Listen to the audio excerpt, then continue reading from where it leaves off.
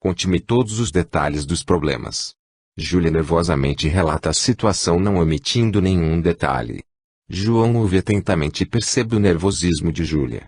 Ao final do relato, tomando as mãos dela, diz ternamente: minha querida esposa, obrigado por me poupar desses problemas durante todo esse tempo. Você teve a atitude das grandes esposas, a de ajudar os maridos. Eu irei tratar de cada um desses assuntos pessoalmente, falarei com eles e tentarei resolver ou amenizar as situações. Fique tranquila. Procure não se desgastar com eles, vá ao médico e trate do seu nervosismo. Eu não gostaria que você ficasse doente, minha doce companheira. Abraçou e beijou-a com muito carinho. Faz um tempinho que você não me abraça e beija assim. Acho que vou arrumar muitos problemas para você resolver dessa maneira. Reagiu sorridente Júlia, e sapicou vários beijos e carícias nele. Visões diferentes. João chama Pedro para o terraço, quer conversar com ele a respeito dos problemas. Inicia o diálogo: filho, por razão do meu trabalho eu andei um pouco afastado dos problemas de casa. Sua mãe veio me contar que você está tendo algumas dificuldades. Gostaria que me contasse dessas dificuldades. É possível?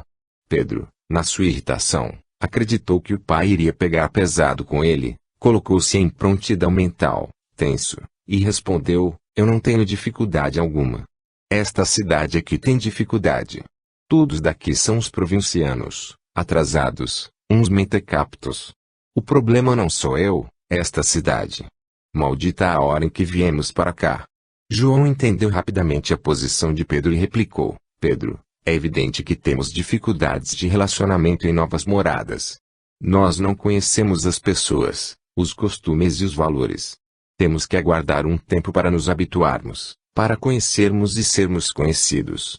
Tenha um pouco de paciência, aguarde e verá que as coisas irão se equilibrando. Você irá arrumar uma turma aí, estou correndo, verá que a cidade é muito boa. O único tempo que vejo nesta cidade é o tempo de morrer.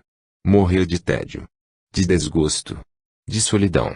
Isto aqui é o fim do mundo. Uma desgraça completa. Respondeu ríspido Pedro, se levantando e saindo. Júlia, que estava ouvindo a conversa, veio e falou com preocupação para João: eu falei que eram problemas. Viu o estado em que ele se encontra. O que faremos agora? Nada. Não faremos coisa alguma. Ele está desequilibrado pela falta da droga, logo o organismo reagirá e se estabilizará, é só aguardar. Disse friamente João e pediu: você pode me dar um café? Tomando seu café, João se colocou distante da conversa ocorrida com Pedro. Um barulho chama sua atenção, é Ana chegando. Ele observa que ela está muito alegre, alta, característica da pessoa que bebeu um pouco além da medida. Levanta, entra na sala e vai até ela. Como está Ana? Tudo bem? Está. Tudo. Ótimo. Papai. Respondeu Ana com voz pastosa, denotando seu estado de embriaguez. Muito bom. Júlio falou seco e sendo ébrio o estado de Ana, desistiu de continuar. Saiu novamente para o terraço e sentou-se pesadamente. O sol da tarde incidindo no terraço mais a cálida brisa induzem João ao sono, e ele dorme. Papai. Papai. João acorda com o chamado. Nininha, que estava na sua frente, diz: a mamãe falou que o senhor queria conversar comigo. Estou aqui. João ouve a frase da filha, espreguiça-se para espantar a modorra do sono interrompido e pronuncia: sabe, filha, sua mãe me contou que você tem se isolado e que está triste. Conversando podemos achar uma maneira de ajudá-la, de fazê-la participar e sentir-se melhor. Você tem alguma ideia de como podemos ajudar? Disse João, ainda meio sonolento. Não, papai, eu não tenho a menor ideia de como podem me ajudar. Talvez se soubesse teria dito antes. Tudo por aqui é sem graça. Não tenho interesse por nada. Acredito que um dia iremos embora daqui e, então, tudo se modificará. Foi a resposta de uma nininha indiferente. Nininha, nós aqui temos vários locais para nos divertirmos. Podemos passear de várias maneiras junto ao Rio Grande ou ao Paraná. Temos fazendas onde andaremos a cavalo, em galope pelo pasto. Podemos ordenhar várias vacas, participar de churrascos e muitas coisas mais. Como você pode ver, há muitos tipos de diversão. É só você escolher e nós faremos. O que você escolhe? Colocou o alegre João. Nenhuma das coisas colocadas me atrai. Tenho medo da água. Os cavalos e bois me dão nojo. O cheiro do capim me provoca enjoo e o senhor bem sabe que não como carne. Papai pode esquecer tudo isso, eu não tenho interesse em nada daqui. Estou muito bem assim e não preciso de nada. Respondeu rude a menininha. Coisas começam a ocorrer.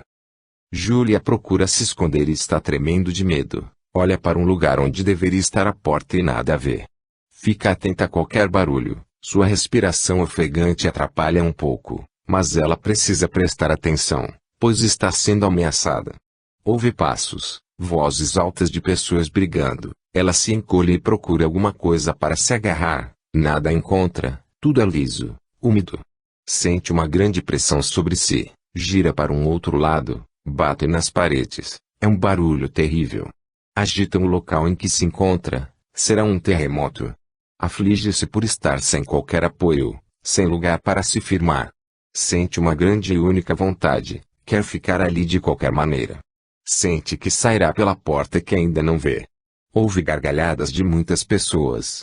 O desespero diminui e parece que o barulho parou. Ouve uma voz calma e carinhosa, suave. Sente que toca um local onde se encontra, pelo calor gostoso que agora está sentindo. Pensando no sonho que tivera, Júlia se preocupa. Será que meus nervos estão me traindo? Sentir-se insegura não era nada agradável. Durante o jantar Júlia narra para João o sonho que tivera, conta as sensações que teve, diz das suas preocupações com os nervos e indaga. João, você acredita que possa ser alguma coisa ligada aos meus nervos? Na sua praticidade João responde de imediato. Pode ter a certeza que esse sonho está mais ligado ao estômago que aos nervos. Você esqueceu que ontem jantamos um pernil assado que estava bem gordo, tomamos bebida alcoólica e fomos dormir mais tarde. Some tudo isso e verá se não resulta num belo pesadelo. Você tem toda a razão. Abusamos das comidas, e o organismo reagiu. Concordou Júlia. O palavreado era áspero, Ana tentava segurar na saia da mãe, era sacudida pelo tranco levado pela mãe. Vê sua mãe cair, está de costas, não vê seu rosto, mas percebe que a silhueta não é de Júlia. Seu pai xinga alto, fere seus ouvidos. Olha e vê João. Fica ali, grudada na mãe, trêmula. João arranca da mãe e a leva para a cozinha, bate várias vezes nela, mas com pouca força. Ana chora o tempo todo, de medo, muito medo. Houve gargalhada de muitas pessoas. O suor cobria seu corpo ao acordar. Ana fica pensando no sonho. Quem seria aquela mulher? Qual a razão de chamá-la de mãe? Qual o motivo da briga? Será que ela não era filha de Júlia e João? Acalmou-se e decidiu conversar com a mãe mais tarde, num momento oportuno. Você é um pirralho encardido. Onde se viu tal porcaria, fazer essa sujeira nas calças? Não aprendeu que o cocô é para ser feito no penico. Menino mal educado. Pedro ouvir todas essas reprimendas de João, acompanhadas de bofetadas. Não sabia o que doía mais, as palavras ou as bofetadas. Encolheu-se a um canto, tapou os ouvidos com as mãos, fechou os olhos e aguardou mais tapas. Sentiu que o tocavam, deu um chute e ouviu um gemido de dor, acertou na pessoa, abriu os olhos e viu que a mulher caia. Ele a reconheceu e gritou, mãe! Mãe! Esta colocou a mão sobre o rosto. Ele não distinguia de quem era, mas a mão não era de sua mãe Júlia. Ela sangrava no rosto. Devia ser ali que acertara o chute. Viu suas mãos e seu rosto ensopados de sangue. Apavorou-se e saiu correndo para chamar o pai, mas parou e pensou, papai vai me espancar ao saber que feri mamãe. Correu para um quarto e se escondeu sob a cama. Houve gargalhada de muitas pessoas. Pedro ao acordar, recordou do sonho detalhe por detalhe e, por incrível que possa parecer, ele se prendeu ao detalhe das gargalhadas. O que seriam aquelas gargalhadas? Estariam rindo de mim? Quem seriam essas pessoas?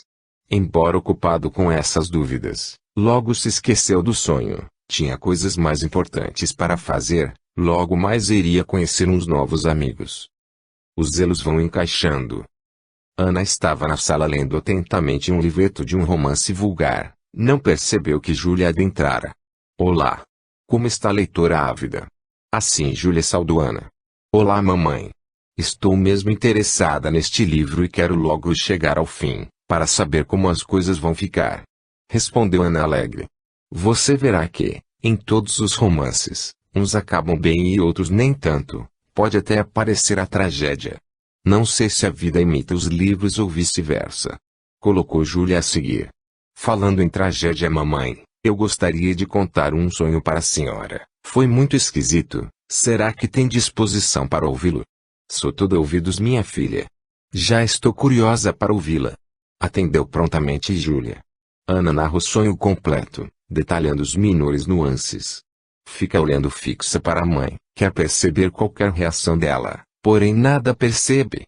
Júlia ouve a narrativa e encontra detalhes que a lembram de seu próprio sonho. Conclusa a fala de Ana, profere: o seu pai falou de pesadelos pela alimentação. Eu começo a acreditar que terei de mudar o nosso cardápio, tendo que optar por comida mais leve à noite. Quanto ao sonho que você me narrou, Ana, eu posso lhe garantir totalmente o seguinte: somos seus pais. Eu a tomei nos braços ao nascer e memorizei a sua marca do quadril.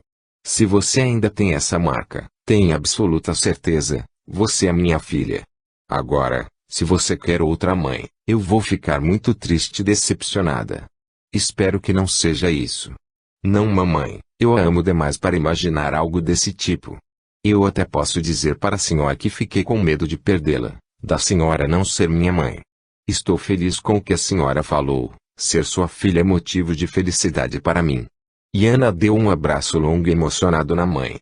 Júlia sai da sala, logo a seguir fica pensativa, analisa os dois sonhos e descobre coincidências, brigas, gargalhadas. O que seriam esses sonhos? Será que João tem razão ou é algo diferente? Vai para a cozinha preparar o almoço e tenta esquecer os sonhos. Pisando levemente, Pedro chega bem perto da mãe e grita: socorro! Estou morrendo de fome. Júlia leva um susto inicial, se recupera e passa uma reprimenda em Pedro: quer me matar do coração, filho? Não, mamãe. Como posso matar a quem mais amo? Estou alegre, pois tive uma manhã muito ativa e agora já tenho amigos por aqui. Conheci uma boa turminha de gente legal. Marcamos para nos reunir depois da aula para fazermos uma pescaria no rio. É possível que eu volte tarde e peço para a senhora avisar o pai desse meu compromisso. Não gostaria que ele ficasse preocupado se eu demorar um pouco. Falou Pedro com alegria. Júlia não desconfiou nada da súbita mudança, pois ela atribuiu esta aos citados novos amigos. Finalmente Pedro estava se adaptando à cidade. Que bom. Filho, vá sossegado, eu aviso o papai de sua pescaria com os amigos. Aproveito para preveni-lo, não apareça com menos de 10 quilos de peixe, de preferência dourado. Respondeu Júlia com galhofa. Sendo eu principiante na pescaria, a senhora não acha que está cobrando muito deste lava-minhocas? Disse Pedro aceitando a brincadeira. Júlia olha com ternura para o filho, abraça-o com efusão, beija várias vezes e diz: vá, meu filho, e procure se divertir muito. Esteja tranquilo quanto a nós, estaremos esquentando as frigideiras para quando você voltar. Obrigado, mãe. É muito bom vê-lo alegre. Isso me anima mais ainda. Agora, por favor, cadê o almoço? Emendou Pedro. Júlia serve o almoço para Pedro. Os outros tinham horários diferentes para a refeição, seja pela escola ou pelo trabalho. Pedro se atira à comida. Durante esta se lembra do sonho e resolve contá-lo para a mãe. Tive um sonho interessante, mãe. Nele eu apanhava muito do papai e a minha mãe tentava me proteger. Eu o agredi, mas não era a senhora. Não consegui ver quem era e apenas sei que não era a senhora. Engraçado, não? Júlia tenta não demonstrar surpresa ou afetação, apenas o ouve junta com os já conhecidos. Indaga: qual a razão de ter achado engraçado? Pedro responde, sem tirar o olhar do prato: achei engraçado, pois papai nunca me bateu e eu nunca bati na senhora. Os dois estavam brigando e eu nunca os vi assim. E você tem alguma opinião de não ser eu a mãe do sonho? Perguntou Júlia. A resposta é bem clara: pelo menos para mim, eu nunca bateria na senhora. Portanto, a mãe teria que ser outra. Eu acho que é uma forma do subconsciente fazer aliviar a tensão em que nos encontramos sem ferirmos a quem amamos. Filosofou Pedro na resposta. Mas no caso de papai, ele espancou você, aí como fica? Colocou curiosa Júlia. É possível que seja por eu estar brabo com o papai, mas eu não liguei para isso. Foi a simples resposta de Pedro. Concluída a refeição, Pedro se arruma e sai. Júlia fica matutando na soma dos sonhos e na coincidência entre todos. Algo estranho estava ocorrendo, só faltava João ter um sonho desse tipo. Resolve que irá conversar com ele a respeito dessas coincidências. A escuridão não deixa pegadas. Terminada a aula, Pedro se encontra com seus novos amigos. Todos se dirigem para a casa de Rui, que é o mais velho deles, onde farão um encontro muito esperado por Pedro. Uma densa nuvem escura envolvia a todos. A casa era uma edificação com algumas décadas. Possuía ampla varanda circundando-a. A escadaria de madeira estava carcomida pelo tempo, mas denotava resistência. Amplas portas para a varanda desnudavam a enorme sala. A cozinha indicava claramente a idade do imóvel, ultrapassada. Os 6 quartos espaçosos, mas na casa havia apenas um banheiro que, embora grande, confirmava a velhice da edificação. Esta era a casa dos encontros do grupo dos novos amigos de Pedro. Ali já se encontravam outros componentes do grupo. Eram rapazes e moças, sendo que os mais velhos estavam na faixa de 21 anos, mas a maioria entre 14 e 17 anos.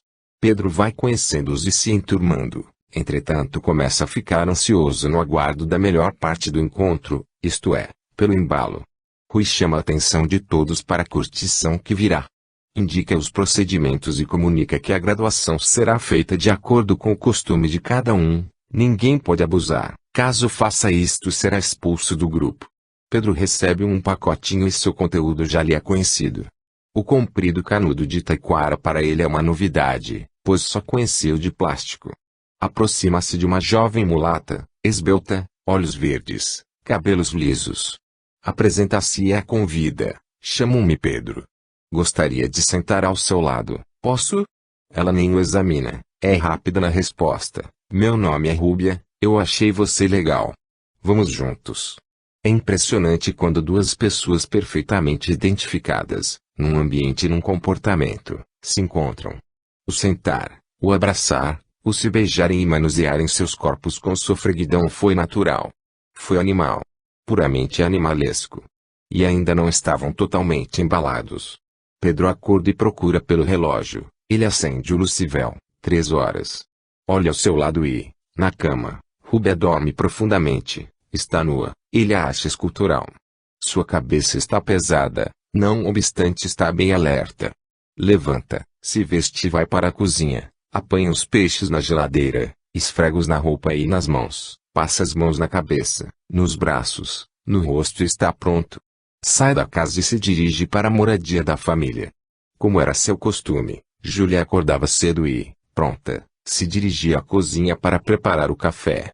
Neste dia, ao se levantar e se dirigir ao banheiro, depara com as roupas de Pedro, como seu costume, estão jogadas no chão, porém hoje, cheirando a peixe.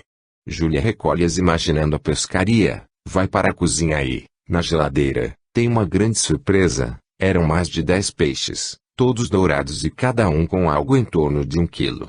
Pensa, realmente uma bela pescaria. Será que ele pescou tudo sozinho?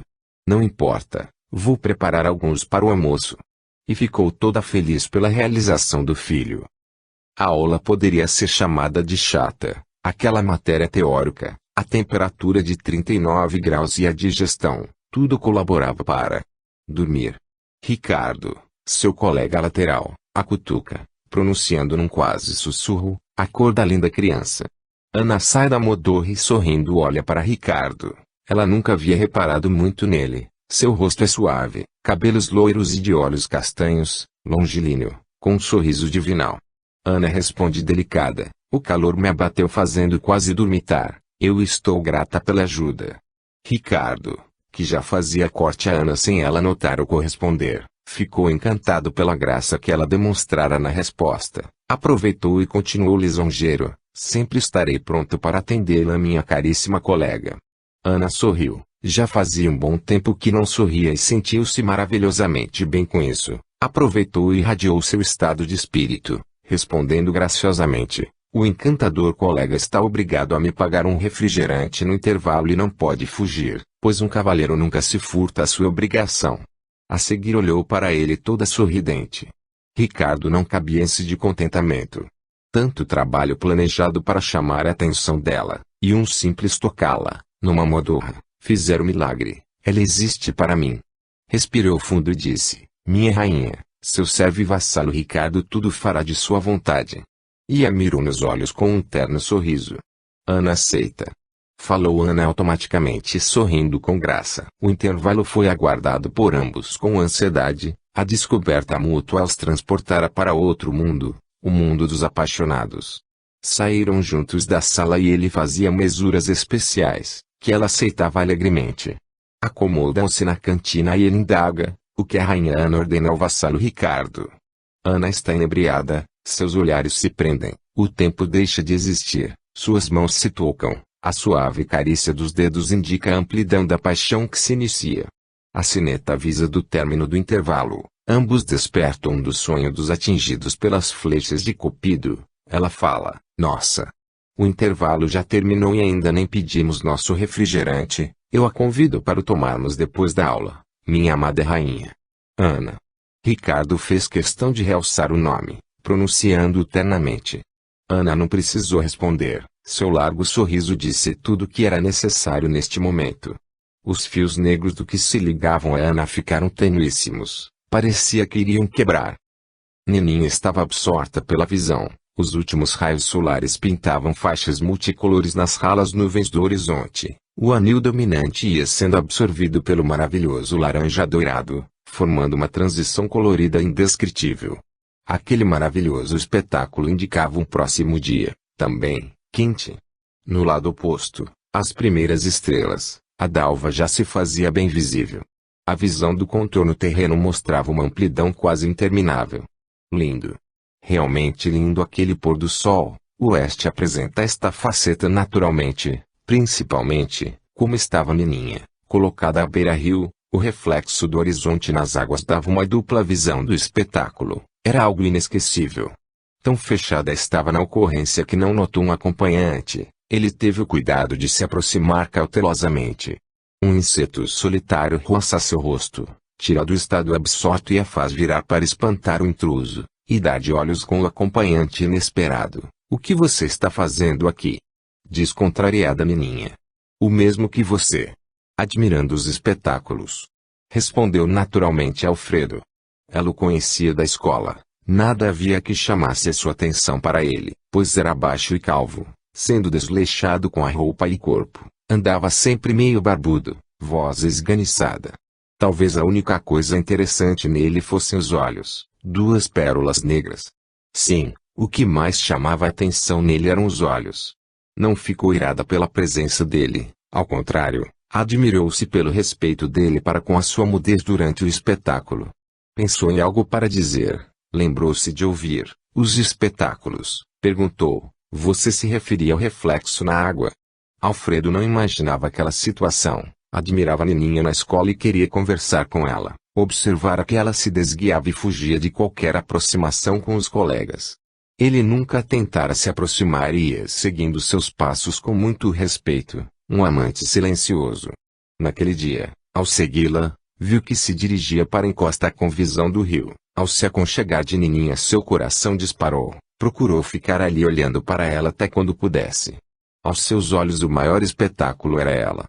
Quando ela virou e o viu ele teve medo de ser repreendido. Mas ela não reclamou nada e, muito ao contrário, iniciou o diálogo. A sua resposta foi poética. É claro que o reflexo na água dobra a visão deste magnífico entardecer.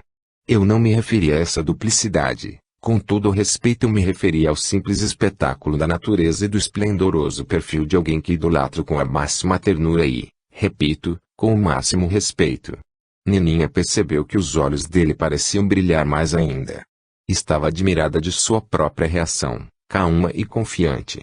Sorriu da resposta e colocou, Alfredo, eu estou passando por um grave momento da minha vida. A mudança para esta cidade mexeu com meus nervos e com a minha estabilidade emocional. Você colocou o seu sentimento à mostra, eu respeito e aceito com alegria, é muito gratificante saber-se notada. Não espere por continuidade nesta minha receptividade de hoje. Talvez amanhã eu esteja diferente, distante e chata. Gostei da sua presença hoje. Vou me lembrar do que você disse e respeitar seu estado. Eu espero você. Está ficando fresquinho, quer ir para casa? Disse atencioso Alfredo. Sim, vamos. Respondeu ela secamente. Os espectros estavam satisfeitos. Problemas não avisam. Júlia está seriamente preocupada com os seus sonhos e dos filhos. As coincidências são visíveis e ela apenas não consegue entender o significado deles. A constância com que pensa neles torna-se uma fixação, os seus nervos começam a fraquejar e as noites já são longas pela constante insônia, o seu organismo reage com inapetência, enfim, tudo caminha para a exaustão física e psíquica. A irritação constante, por não contar nada para João, faz com que ele a leve ao médico e apenas calmantes são receitados, pois Júlia também não expõe ao médico que as manifestações nervosas poderiam ser provocadas pelos seus sonhos.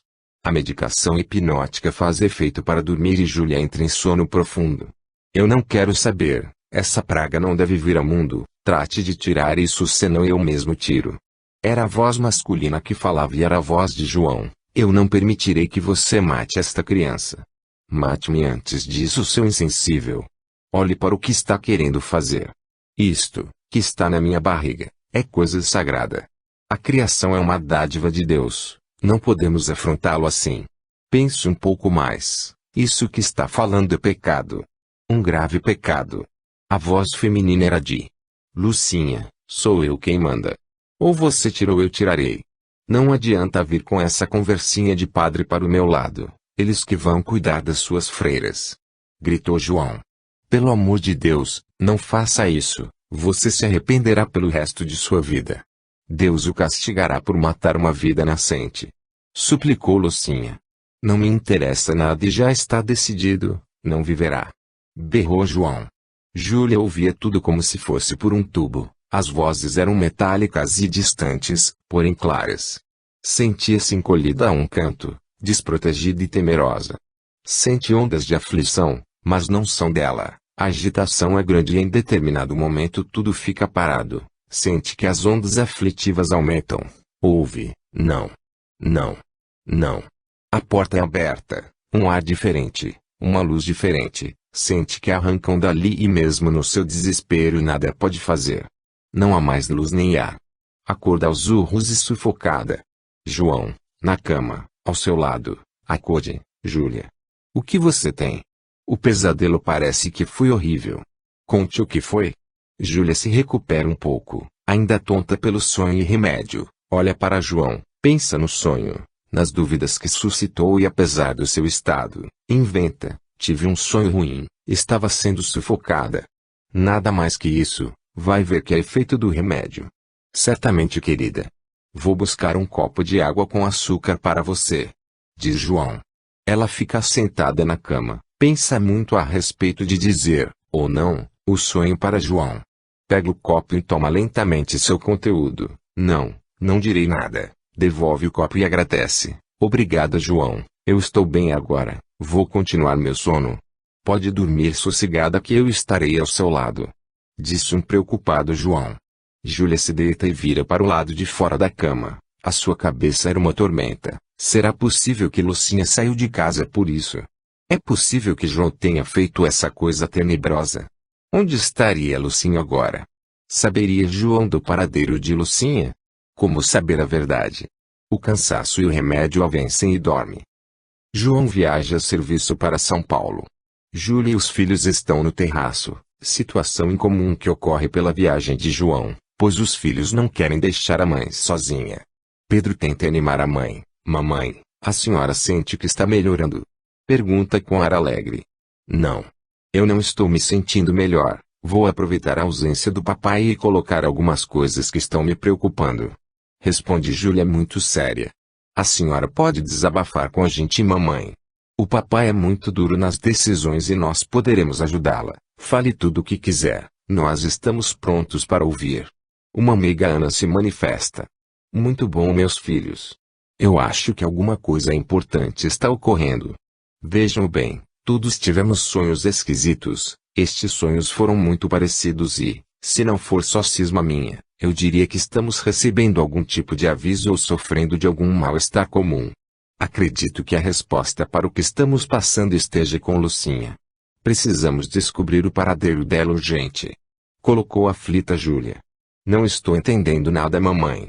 O que tem Lucinha com tudo que estamos passando? Inquiriu curiosa Nininha. Como estamos bem à vontade, vou detalhar e espero que vocês não percam a calma pelo que vou narrar. É a maneira que entendo e posso estar errada.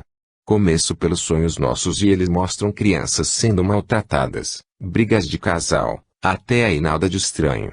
Nos meus existe criança, acho que no útero, escutando essas brigas e as discussões atingem o auge com um aborto. Isto é que eu entendo. Do modo como relato não há nada de estranho, mas... E aí vem o que acho importante. O casal é composto de João e Lucinha. Por tudo que ocorreu com Lucinha, só me resta concluir que algo existiu entre eles e isso provocou a saída de Lucinha de casa. Sei que é horrível, mas é o que acho e espero estar completamente errada. Essa é a razão de termos que achar Lucinha. Mamãe. Eu não posso acreditar no que estou ouvindo. Exclamou Ana. Também não posso crer, mamãe. Somou Nininha. Achando Lucinha podemos ter as respostas. Falou Pedro calmamente, e continuou. Como perdemos todo e qualquer sinal do paradeiro de Lucinha, teremos que procurar informações em todo e qualquer lugar. A ideia é boa, pois teremos que descobrir alguma coisa, alguma informação ou pista. Interviu Nininha. Meus filhos, apesar de tudo que aqui foi dito dessas nossas opiniões sobre os sonhos, não devemos informar o papai de nada, tudo tem que ficar em absoluto segredo. Disse Júlia preocupada. Que pena os encarnados não sentirem o que ocorre na outra dimensão. Se pudessem ver, ficariam horrorizados. Várias figuras disformes, grotescas, gargalhavam a não mais poder. Saltitavam como animais e emitiam grunhidos histéricos. Estavam comemorando as decisões materiais de Júlia e família. Começo de confusão. Como já se tornara costumeiro, Pedro rumou para aquela casa. Estava preocupado, pois as coisas não estavam bem e ele não conseguia manter em dia os pagamentos das drogas consumidas. O que faria para arranjar uma grana? Não tinha a menor ideia do que fazer e por mais que pensasse nenhuma solução conseguia. Resolveu que falaria com Rui para resolver esse problema. Ao chegar naquela casa já o esperam. Nuvens negras envolviam Pedro e várias se destacavam na casa. Parecia um grande festival de espectros. As emissões de negros raios, quais relâmpagos, completavam o tenebroso espetáculo, mas ele não via nada. Nada, o Rui quer lhe falar. Disse o mal encarado sujeito. Pedro acompanha e caminham para um aposento dos fundos. O sujeito indica a porta e Pedro entra. Ali estava Rui, Rubé mais 4 indivíduos corpulentos e sérios, que ele não conhecia. Rui indica uma cadeira à sua frente. Pedro vai e senta, percebe que o ambiente tenso não é nada agradável. Todos estão com as faces sérias, quase carrancudas. Rui, olhando fixo para Pedro, fala, muito bem, colega Pedro. Hoje temos que resolver o problema dos pagamentos. O pessoal que fornece não vai mais esperar, quer tudo hoje mesmo e sem qualquer desculpa. Pedro percebe a ameaça, pois sabia que o mundo da droga era regido por marginais. Qualquer falha eles eliminam o mau consumidor. Para eles o mau pagador é um potencial delator. Responde suplicando, Rui, eu estou tendo dificuldades em obter a quantia necessária. Como não trabalho e só estudo, o dinheiro que tenho é de uma mísera mesada que meu pai dá. Eu preciso de tempo para juntar a quantia que devo. Por favor, peça a eles um tempo. Eu pagarei tudo, é só questão de tempo. Rubé sorri sarcástica, olha com deboche para Pedro e dispara, coitadinho do Pedrinho. Tão bonzinho. Está com o dodói, queridinho. E levantando a voz de modo ríspido, continua, para os fornecedores não existem desculpas, se não pagar hoje é pum. Pum. Pum. Viu só como é. Pedro engole a saliva, pois seu estado emotivo provocava intensa salivação. Havia encontrado em Rubé uma bela companheira e se amarrara nela, mandava vir droga para ela consumir junto com ele, os dois bebiam fartamente, mas a conta dele, ela até correspondia nas intimidades e ele nunca poderia imaginar que ela o tratasse assim. Olha para Rui e implora, por favor, Rui, me diga o que posso fazer para juntar esse dinheiro ainda hoje. Você tem alguma coisa que eu possa fazer para isso? Rubé faz cara de desdém para Pedro, Envolve Rui num abraço e beijo seguidamente, sempre com volúpia. Vai para Pedro e se coloca por trás, passa a mão, languidamente, em seus cabelos, rosto, pescoço, tronco, genitais e, neste ponto, segura forte e aperta muito. Pedro geme. Ela gargalha e diz, está com o dodói benzinho. Pensa que é só dar uma de gostoso e o mundo estará aos seus pés. O seu pai ganha muito dinheiro. Trate de dar um jeito na grana dele e traga para nós. Agora, se não quiser fazer isso, temos outro serviço para você, vai puxar uns carros por aí. O que você resolve, queridinho do papai? Pedro aclarou seu pensamento, sua amargura era intensa. Rui era a pior canalha que havia conhecido. Precisava resolver o assunto e este era caso de vida ou morte. Nunca havia roubado na vida, então, tirar dinheiro do pai, nem pensar. Puxar carro. Era o cúmulo, mas precisava enganá-los, diria que aceitava e veria como sair dessa. Levantou a cabeça, mirou Rui e afirmou, muito bem. Irei puxar carro, tantos quantos forem necessários para pagar a dívida. É só me indicarem quais e onde. Rui respondeu, está certo, menino bonzinho. Vamos te orientar. Você vai ver como é gostosa essa tua. Rápida decisão. Tirou do bolso o saquinho, jogou para Pedro dizendo, este é por minha conta. E ficou olhando sério para ele. Pedro percebeu que Rui foi sarcástico na resposta, principalmente quando pronunciou, rápida decisão. Sentiu que ele desconfiara de sua decisão, precisava tomar muito cuidado, pois estava lidando com marginais. Ao se recuperar da droga, Pedro recebe, de surpresa, a ordem de Rui, você vai com o pessoal, eles te deixarão num local já levantado e indicarão o carro a ser puxado bem como o local para onde deve ser levado. Faça rápido o serviço, senão, pum. O quadro do outro lado apresentava uma terrível faceta. Eles eram envolvidos totalmente por entidades escuras, difusas, nojentas, gargalhando estrepitosamente. A rua estava deserta e haviam vários carros estacionados. Ali estava sua presa, uma Brasília. Era ideal para ser transformada em um utilitário robusto para as areias das dunas do Nordeste. Mais uma olhada para todos os lados e nada a ver. Avance e examine o interior do veículo, não aparenta ter alarme. Força o vidro e abre a porta, entra, senta e procura com as mãos os fios, faz a ligação nem sinal. Pensa, deve ter um interruptor. Procura avidamente por todo o painel e, o senhor perdeu as chaves? Pergunta firme um dos policiais. Pedro gelou. Na procura dentro do carro se distraiu e não vigiou. Pensa lépido e responde, eu estou tonto. Acredito que minha pressão caiu. Será que errei de carro? Ah! O senhor está confuso. Saia do carro. Foi ríspido o policial. Pedro sai e diz, é sério. Estou tonto. Estou vendo que me enganei de carro. Os policiais o seguram, viram-no e o colocam contra o carro. Fique quieto. Abra as pernas e os braços. Fazem a revista em Pedro, examinam seus documentos e colocam-no de pé contra o muro. Um deles diz, tonto. Engano de carro. Interessante, não achamos nenhum documento de propriedade de carro e nem carteira de motorista. Você é um cara esperto.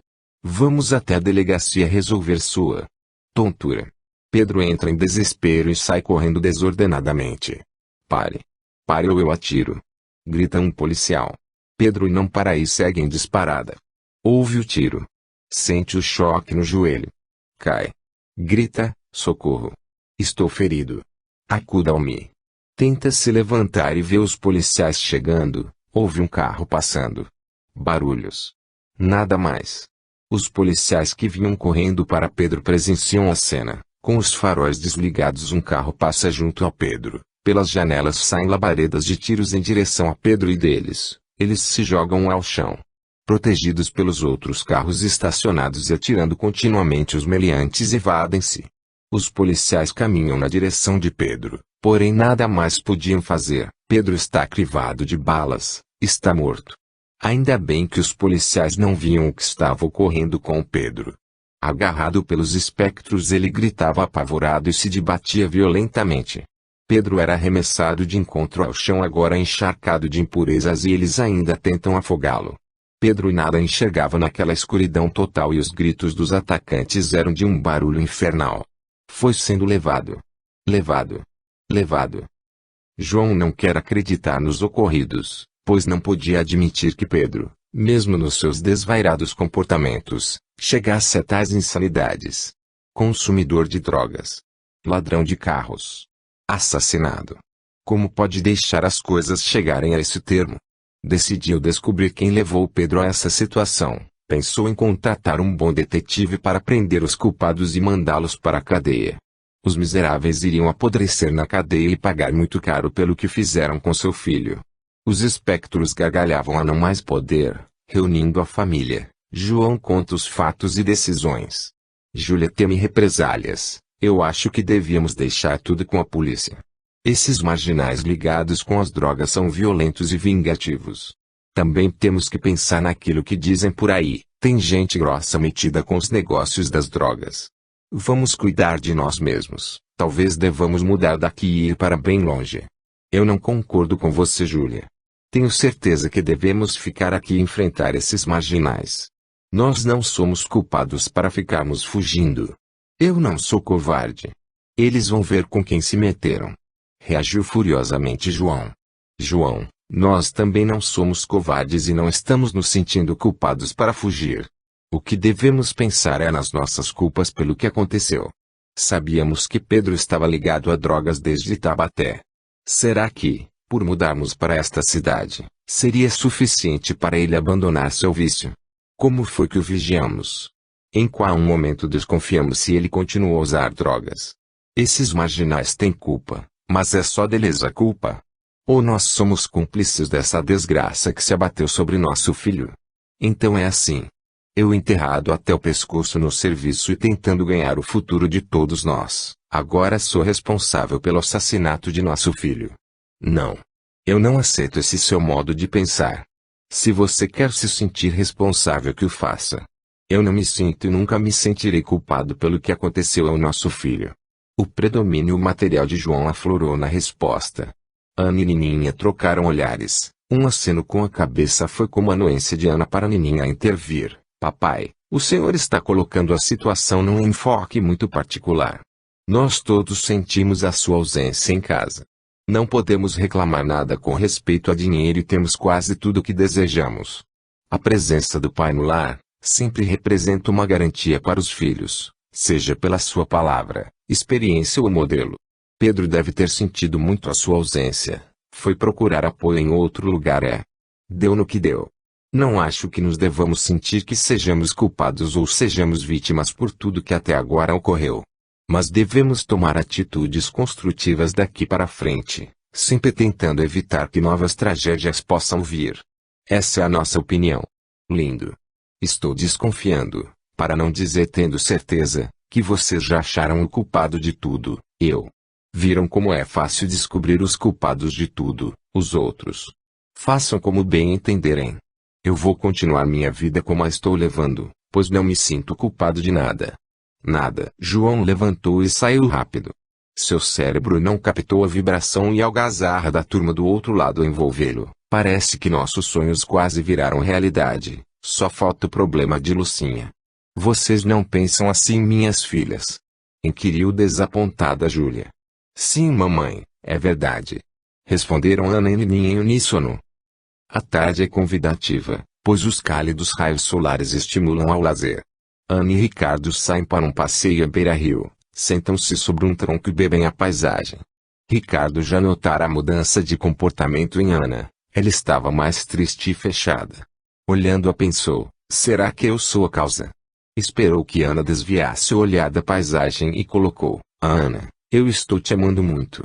Por esse motivo, estou preocupado com você. Tenho observado uma mudança muito grande em seu semblante. Você está terrivelmente triste. Por favor, me diga, sou responsável por isso? Ana foca o olhar nele, um delicioso olhar. Pensa. E responde, Ricardo, você é a única alegria verdadeira que tenho. Os problemas que estamos passando lá em casa é que estão me deixando fora de órbita. Mas você mudou, pois não usou os títulos que eu me conferiu e eu não gostei. Minha amada rainha Ana. Eu pensei que os títulos poderiam estar irritando Sua Majestade e por esta razão não os usei. Perdoe-me, eterna rainha. Não aplique sobre minha pessoa nenhum terrível dito real. Não quero morrer. Deixe-me vivo, minha rainha, para que eu possa servi-la e amá-la pelo resto de sua vida. Falou Ricardo, fingindo seriedade. Ana sorriu, com um sorriso luminoso, e seu rosto desanuviou por completo. Ainda rindo disse: pois bem, assim sendo, eu, a rainha da Ricardolândia, decreto e promulgo o seguinte: se o servo Ricardo não mais esconder sua reverência e amor para com a rainha, estará perdoado. Ricardo também sorriu, tocou-a nas mãos e entrelaçaram os dedos, olhou-a bem nos olhos, percorreu com as mãos os braços dela, envolveu-a num terno e apaixonado abraço. Um beijo suave e longo determinou a amplitude do amor que os envolvia. Novamente segurando as mãos de Ana, pergunta: sendo possível, minha rainha, conte-me o que se passa. Talvez seja possível que eu possa fazer alguma coisa para minorar o problema. Por favor, me conte. O seu segredo e de sua família será protegido por nosso amor. Ana sentiu que poderia confiar nele, mas o problema de sua família era espinhoso, muito delicado. Hesitou pensativo e decidiu: contaria. Se ele a amava verdadeiramente, compreenderia o problema, e se nada pudesse fazer, pelo menos estaria ciente da ocorrência que a perturbava. Os espectros próximos de Ana ficaram parados, como se não quisessem ser notados. Ricardo, eu vou lhe contar tudo. Tenha bastante paciência, pois a história é longa. Tudo começou. Como você pode perceber, é muito delicado e complicado, até beirando o absurdo. Ricardo encheu-se de ternos sentimentos e até de alguma pena. Ana realmente tinha motivos de sobra para ficar traumatizada. Pensou numa maneira de ajudá-lo e falou: eu não prometo nada e peço que mantenha entre nós isto que vou dizer. Tenho um parente no alto escalão do governo. Entrarei em contato com ele. Acredito que se Lucinha estiver viva ou morta teremos respostas. Pelo nosso amor eu irei apressar o contato com ele. Ana o abraçou radiante. Durante um bom tempo não ouvi uma notícia positiva. Respondeu: sim. Eu sei que não devo esperar, mas aguardo a solução do problema, Lucinha. Pode estar tranquilo, que isto ficará entre nós até a sua resposta definitiva. Ricardo aproveitou o abraço e beijou Ana, também comovido pela alegria dela, e emendou: declaro para minha rainha que tenho um importante pedido a fazer. O meu maravilhoso servo tem todo o crédito. Faça o pedido. Respondeu ela sorridente. Com um semblante sério: Ricardo, faça seu pedido. O tempo em que a conheço e principalmente em que estamos nos relacionando, me leva a este pedido especial ao qual peço sua colaboração integral. Notei que na sua casa a religião está ausente. Como eu fui criado dentro de um princípio religioso, notei que a falta dele em você provoca grandes transtornos comportamentais. Esses transtornos ocorrem em razão da falta de conhecimentos das suas possíveis razões. Como você me contou todos os problemas de sua casa, os que me chamaram mais atenção foram os sonhos. Não vou agora falar deles. Peço que venha comigo em alguns atos religiosos, confiando nas minhas razões e, após estas frequências, conversaremos a respeito. Por favor, minha amada rainha, me atenda. Os espectros tremeram, sentiam que algo se intrometia entre eles e Ana, barravam suas emissões de vibrações desequilibradas, envolviam-na um manto claro e uma camada de luzes oscilantes que partia de Ricardo. Resolveram se afastar um pouco. Sua rainha atende de bom grado e com confiança. Falou firme Ana. Muito bom. Minha rainha deve reservar a noite de quarta-feira para esse ato. Eu a pegarei pelas 7 horas da noite. Colocou entusiasmado Ricardo. Nininha observava a mudança que ocorria com Ana. Realmente ela estava mais disposta, alegre. No momento em que está sozinha com Ana, indaga: vejo que você está muito bem, Ana. Gostaria de saber como pode ser isso. Você pode me explicar? Nininha: eu estou amando. O Ricardo é um ótimo companheiro, ele me apoia e conforta. Até estou indo com ele ao evangelho num centro espírita. Estou descobrindo um mundo novo, Nininha. Muito diferente daquele em que estávamos mergulhados. A religião esclarece muitas coisas e eu estou aprendendo muito da vida. Respondeu Ana. Deve ser bom mesmo. Pois estou vendo isso em você. Posso ir junto algum dia? Falou Nininha. Sim, Nininha. Você verá como isto é ótimo. Será bom para você e para o Alfredo. O evangelho é na quarta-feira às 7 horas da noite. Afirmou Ana, abraçando com entusiasmo a irmã. Nininha ficou pensando no compromisso, iria falar com Alfredo a respeito. Alfredo ouve Nininha, em seu rosto demonstra a contrariedade. Ela acabara de falar e muito emotivo ele diz, movimentam-se os espectros sobre Alfredo, focam seu cérebro e projetam fanáticas sugestões. Eu ouvi você com paciência e não cortei sua narrativa. Agora, por favor, não corte a minha. Ricardo está enganando a sua irmã, pois esse lugar em que estão indo não é a igreja. Logo ele estará fazendo adivinhação e consultando os mortos, mas isso é proibido pela Bíblia. É pecado contra Deus. Você deve frequentar a minha igreja. Nós da igreja dos eleitos de Deus abominamos essas falsas igrejas. Nós somos o povo eleito para a salvação. Venha comigo para minha igreja e se salve eternamente. Trate de fugir desses diabos pintados de gente. Eles serão a sua perdição. Alguém mexe com Nininha, não deixando que as ásperas palavras a perturbem. Nininha se arrepia. Ela não estava acostumada com nenhuma religião e neste seu primeiro contato alguém já estava lhe falando de pecado. Ficou assustada. O que faria? Lembrou-se do pai e da mãe. O pai criticava a religião dizendo que eram mercenários. Comparou as falas deles e decidiu não seguir ninguém. Para não ferir Alfredo falou, eu vou pensar um pouco, preciso de um tempo para decidir. Não acho correto de minha parte ir a qualquer lugar em que desconfie. Quando me decidir eu irei para aquela que achar melhor. É melhor mudarmos de assunto, pois precisamos estudar para a prova de amanhã. Alfredo, vendo a rigidez do rosto e a postura mental de Nininha, resolve concordar. Os espectros bufavam. Está bem, vamos estudar. Na quarta-feira Ana chama Nininha. Vamos lá, Nininha, já está na hora. Na hora do quê? Respondeu Nininha. Vamos ao Evangelho, você não se lembra? Foi isso que combinamos, ou não foi? Colocou Ana. Eu não estou me sentindo bem. Vocês vão, em outro dia eu irei. Friamente continuou Nininha. Ana percebe que algo mudou com sua irmã, aproxima-se bem dela e diz, ir ao Evangelho ajudará você a melhorar. Frequentar o Evangelho não quer dizer que você pertence a esta religião. Venha pelo menos uma vez e verifique por si mesma. Se você não gostar, não será obrigada a ir outra vez. A decisão é toda sua e isto é exercício do livre-arbítrio. Um bondoso sopro ajuda Nininha. Nininha, apanhada desprevenida pelos argumentos de Ana, aceita. Muito bem, irei por seu pedido e depois verei o que farei. Vamos. Ricardo orienta Nininha dos procedimentos. Será feita a abertura do Evangelho e o Pai Nosso será pronunciado. A seguir será feita a leitura de um trecho do Evangelho segundo o Espiritismo e haverá um explanador da leitura feita. Em continuidade será ministrado um passe, mas apenas aos que aceitarem. Este consiste na imposição de mãos, assim como fazia Jesus, o Cristo, pois por suas mãos corriam os fluidos benéficos. Ao final dos passes faz-se novamente uma oração e mentalização bondosa para os necessitados. Se não quiser o passe é só permanecer sentada. Nininha observava tudo. Esta era a sua primeira vez numa casa religiosa, numa comunidade religiosa. Estava um pouco assustada, pois não conhecia o ambiente.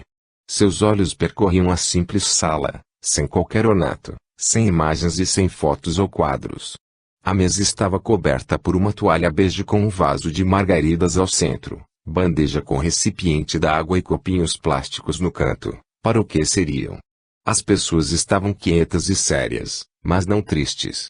Postaram-se à mesa 3 pessoas. Apostada no centro da mesa tomou a palavra. Boa noite.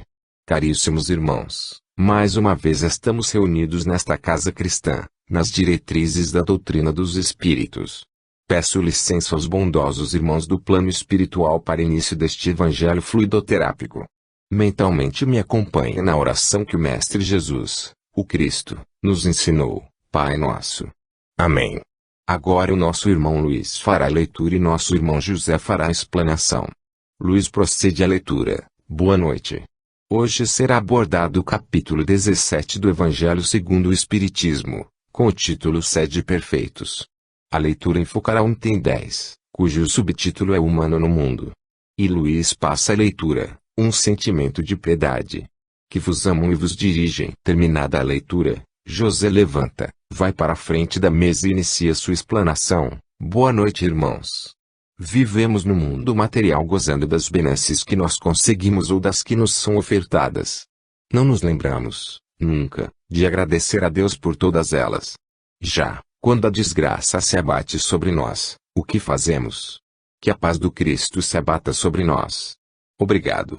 Concluída a explanação de José, o sentado entre os dois anteriores fala: agora estamos no momento do passe. Vamos dirigir nossos pensamentos para aqueles que assinalamos nos papéis. Para os ausentes. Para aqueles que prejudicamos. E, finalmente, para nós mesmos. Recebamos o passe com pensamento de amor ao próximo. Concluída a parte dos passes, retoma a palavra. Agradecemos por mais esta oportunidade de aprendizado e rogamos permissão para encerrar este evangelho fluidoterápico. Que os bondosos irmãos do plano espiritual dos intuam e a luz do irmão maior Jesus, o Cristo, se abata sobre nós. Deus nos abençoe eternamente. A paz do Senhor esteja com todos. Ricardo, Ana e Nininha dirigem-se a um restaurante para comer uma pizza. A curiosidade de Nininha é apresentada na pergunta dirigida a Ricardo: porque as pessoas tomaram o copinho d'água depois do passe? A água, conforme você viu, fica no vasilhame durante todo o evangelho. Os espíritos modificam as características dessa água, introduzindo nela elementos diferentes e próprios para as necessidades de cada um, seja no sentido físico, seja no psíquico. Embora você ainda não acredite, todos os que estavam no recinto, inclusive você, foram beneficiados pela fluidificação. Para os estudantes da doutrina dos espíritos, a parte mais importante do evangelho é o esclarecimento das mensagens de Jesus Cristo. O entendimento e a aceitação dessas mensagens nos levam a uma grande modificação e totalmente de sentido moral. Isto ocorrendo, transformamos nossa vida e mudamos nosso enfoque existencial, divisamos com mais clareza o horizonte espiritual, bem como o caminho evolutivo espiritual ao qual fomos destinados pelo Pai Eterno. Respondeu pausadamente Ricardo. Mas eu não senti nada. Retornou Nininha. É natural que não sinta nada. O sentir a que você se refere é puramente material. No nosso estágio evolutivo, extremamente egoístico, só ligamos para os efeitos materiais. Queremos sarar dos nossos dodóis. Mas o que são esses dodóis? Isto é importante, é o mais importante. Todos os nossos problemas carregam a marca da nossa trajetória evolutiva espiritual, marcas essas adquiridas pelo nosso comportamento em cada encarnação. Quando agimos corretamente estamos evoluindo, já quando agimos erroneamente, nos carregamos de dívidas, de cobradores ou inimigos, e teremos que consertar todos os nossos erros em encarnações futuras. Os nossos dodóis nada mais são que essas dívidas. Vamos ter que pagá-las, quer queiramos, quer não. É da justiça da lei de Deus. Quanto mais a demora em aceitar essa justa justiça de Deus, mais encarnações terão que enfrentar e mais doloridas serão essas encarnações. Não atingiremos a plenitude espiritual enquanto não trilharmos corretamente todo o caminho evolutivo que Deus nos destinou, rumo à pureza e perfeição total. Colocou calmamente Ricardo. Eu não consigo acreditar nisso que você está falando, Ricardo. Falou Nininha. É claro que não pode acreditar. Você terá que ler os livros da doutrina dos espíritos e, se você aceitar essa filosofia religiosa, aí sim começará a acreditar. Portanto, nada conclua sem conhecer, e esta é a recomendação da doutrina, isto é, use integralmente sua razão. Veja bem que, a doutrina dos espíritos recomenda a isenção de emoção nas decisões importantes e, muito ao contrário, diz para usar todo o conhecimento e até a lógica, para não ser enganada por falsas aspirações momentâneas e puramente materialistas. Emendou Ricardo. Vou pensar em tudo isso. É muita coisa para minha cabeça. Concluiu Nininha. E lá se foi Nininha, agora com seu séquito tenebroso já próximo. Decisão difícil. Alfredo decide convidar Nininha para o culto em sua igreja. Gostaria que amanhã você me acompanhasse ao culto, o que me diz? Nininha se espanta com o convite, estava distraída e não esperava isso. Pensa e responde: Alfredo, eu estou perturbada com esse convite e não estou acostumada com igreja. Em casa meu pai nos colocou coisas com respeito a todas elas e eu não gostaria de ir à sua com prevenção. Pois esta é uma ótima razão para você ir comigo. Você verá que a minha religião é a certa e que seus problemas serão resolvidos. Vamos lá. Garanto que nunca mais deixará de ir à minha igreja, pois ficará inscrita no número de eleitos para a ressurreição e viver eternamente na nova terra de Canaã. Nininha nunca houver ouvido nada